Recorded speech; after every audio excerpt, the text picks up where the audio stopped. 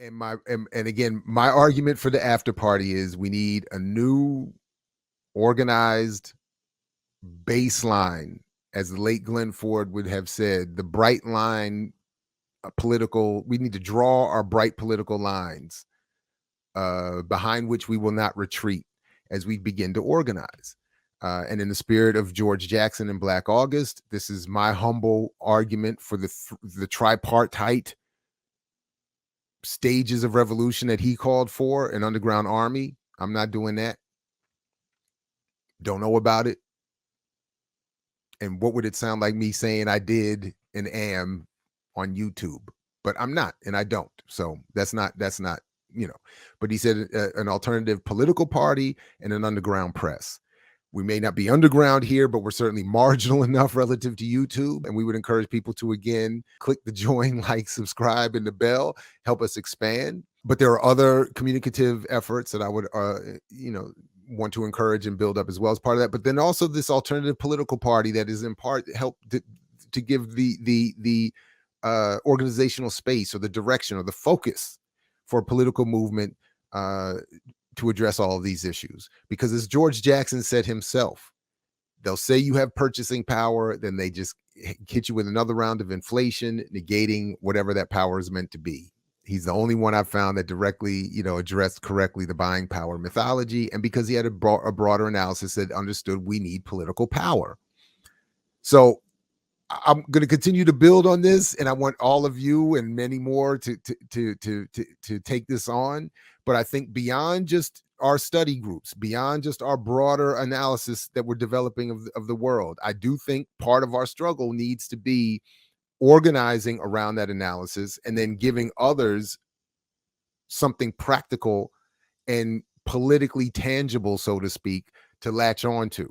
So that they don't just say, yeah, I agree with what you're saying, Jared, but I'm going to go vote for Biden because we can push him left. Or I'm going to go vote for someone in the squad. Or I'm going to think that Nina Turner is going to do this or that. I think we need something else. So I want to continue to advocate for that. So what is the after party for electoral politics? It just is what makes things better. The after party is just where you go after to make things better. It's Black led. Now, other groups can have their own versions of this. In this instance, I'm speaking specifically to Black people, and I define that as the African diaspora here in the United States. Whoever is part of the electoral thing here in the United States, that's who I'm talking about. We can have the Pan-African, whatever debates later, if necessary. But it's Black-led, and I'm talking about parties, blocks, or campaigns.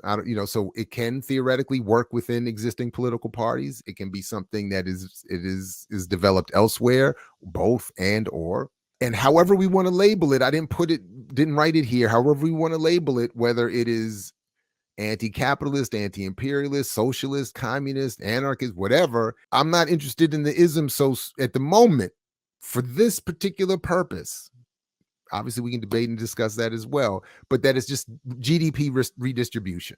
That's plank number one. Whatever our society is, that is the basis of our support. We want the wealth we are all helping to create to be redistributed as guaranteed institutional policy. So it doesn't matter, again, if I'm buying the pizza or I own the pizzeria. So whether I'm Radio Raheem or whether I'm Sal, it's the exchange that I'm interested in. And it's the exchange that creates the wealth. And that wealth should be redistributed equally to Sal and his sons and to Radio Raheem and his sons and daughters and family. All right. Universal health care. And I don't care if we call it Medicare for all, change the Medicare age to 18, whatever it is, universal health care, full stop. After watching the Kamau Franklin Max Rameau debate hosted by Black Miss Podcast,